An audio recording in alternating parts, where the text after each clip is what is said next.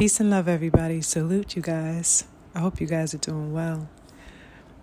I had some thoughts and have been having some very, disparaging thoughts, concerns regarding Shakur Stevenson and just the landscape of what I've been seeing now that he has been signed to Matchroom officially. And his fight has been announced at the end of the year. And just the overall movements of what it is that I have been surmising with him and taking into account all of the perspectives that have been had about the young Shakur for the past year. And it really just left me flustered and concerned about the possibility of the outcome that I'm thinking is at hand with all of this. I don't know if that's the case, but it's looking very shaky to me. And it definitely brings a lot of questions to my mind. So, of course, we're all aware that Shakur Stevenson has been announced now to be fighting against Joe Cordina. And that fight, which was originally the fight on the undercard of the Dmitry Bivol and Beterbiev card that's happening October 12th, has now been moved to be now headlining on pay-per-view. And that just, is very questionable on so many levels for me. Now, in an aligned world, right? Such would be a wonderful thing, right? That would be, in a perfect world, a wonderful feat and a wonderful accomplishment, right? But since all has not been quite aligned concerning the young Shakur Stevenson, that is what makes this particular move quite dreadful, if I am honest. And it has had me for the past week or so really wondering if there is an attempt at hand to stifle this young man. For nearly the past year, you guys, Shakur Stevenson, as we know, has been quite the spectacle, to say the least, in the boxing world. Okay? We're all privy to his highly criticized performance against De Los Santos, last year. And then back in July, he fought Artem Haratunian, who had come off a loss to Frank Martin. And now, in the most lackluster returns ever that he could make to the ring as a way to end the year, Shakur is now being made to face Joe Cordina, as we spoke about and touched on in my previous discussion with you all. You guys, I can't get over it. I know we've spoken about it and touched on it in the previous commentary, but I just cannot get over the fact that this is a reality for someone the stature and likeness of Shakur Stevenson. It should absolutely not be the case, you guys. I'm in full protest of it. It should not be happening on any level. And I find it to be a debauchery at work and at play here. It is precisely this that has me wondering and that has me quite concerned about if we are witnessing the demise, the lessening, the berating of Shakur Stevenson. And I know that's quite the dramatic statement, but I find the situation to be quite dramatic. And so, the language has to suit the mood. And to me, the vibe that I'm getting from it is not in accordance with wanting to prop him up. He is the best fighter at 135 outside of Tank Davis and outside of what we could say is Lomachenko. 100%. There is no reason why he should be being handled this way, in this manner. It's weird to me. It's very odd. And it's even more odd that it is being accepted by him.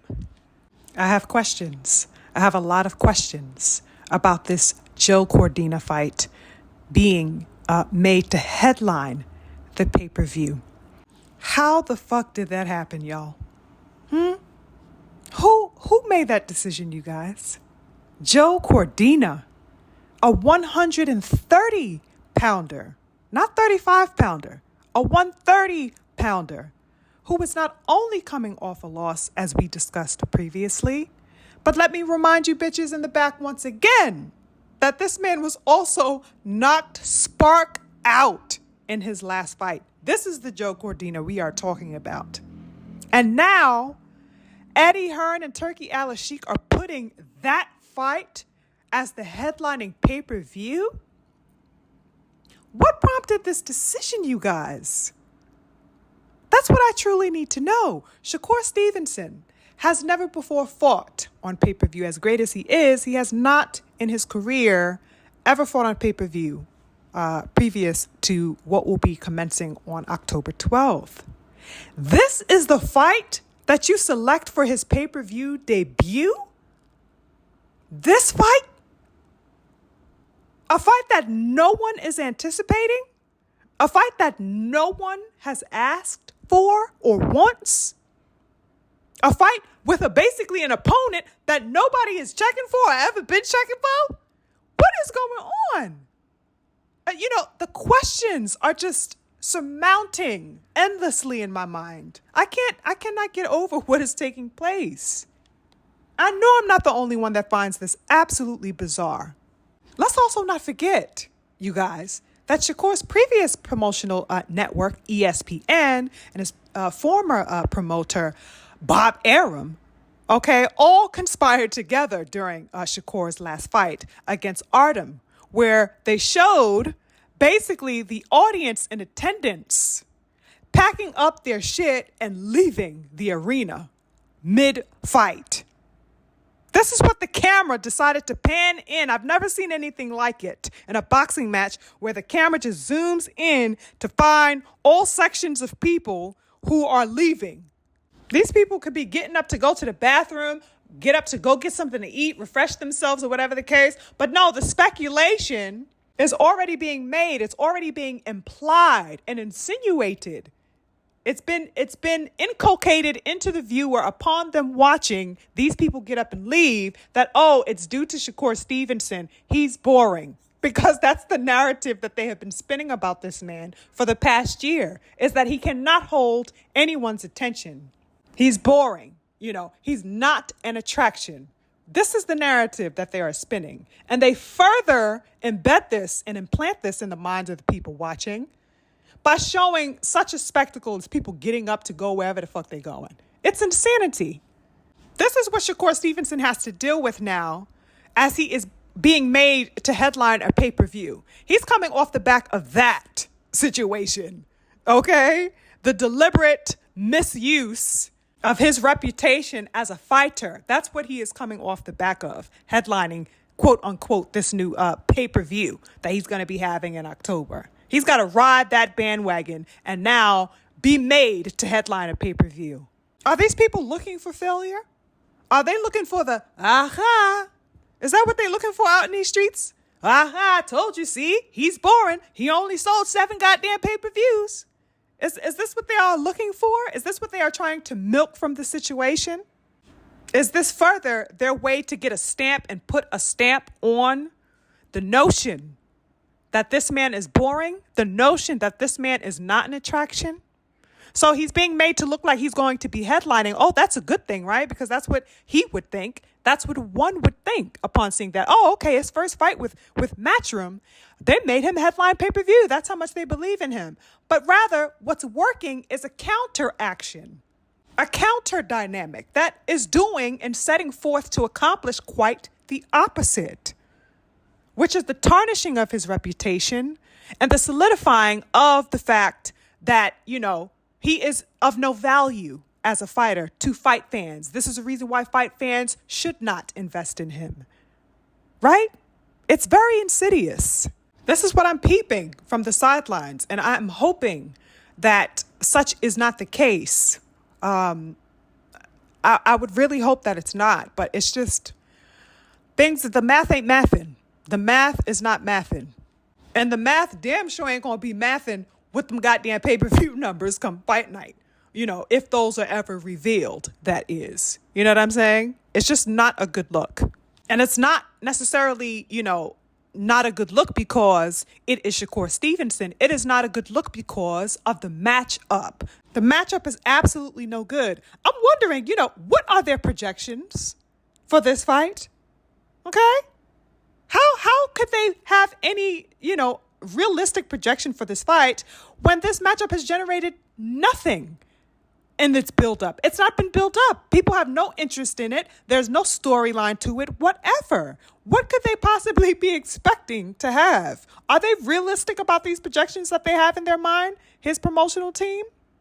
And when those numbers are not met that they have in their minds, are they going to go turn around and throw more salt in the wound and spew the fact that, this is proof, like I said earlier, he doesn't sell. He doesn't garner the interest of his fans. He's not a star. See, this is the proof. I'm really wondering, are we watching in real time the attempt to wash Shakur Stevenson out from focus and view? Is that what we are watching? Are they trying to Demetrius Andrade this man? Shout out to the king, Andrade. I still rock with Andrade heavy. He only lost to one man, and he's still a phenomenal fighter. But he has absolutely been sidestepped and bypassed completely. Even before this loss, he was bypassed as a fighter. And I'm wondering if this is the same attempt at hand with Shakur Stevenson. I'm putting the question on the table because it's a viable question, it's a serious question, and it's a loaded question, Is he being made to be one less black elite male that they have to worry about? That's a real question. What's the real objective here with what we are seeing? Wouldn't it make sense to match Shakur with a real opponent, build that fight up, add to that fight's hype, and have a strap on the line? Isn't that the caliber of fight that real fight fans want to back and support and see? Am I tripping? Or is not 135 the glory division? One of the glory divisions in boxing. What the fuck is going on with this freeze out? It's preposterous to me what's going on. The non-activity, the idleness in this division. Where is the glory? Where's the glory in the glory division? The shit is non-existent. And these people are pushing it further and further and further into squander, by making such a ridiculous matchup. What the fuck is going on with the straps, y'all? As we spoke about previously. Where are these straps? What's going on with the unification at 135?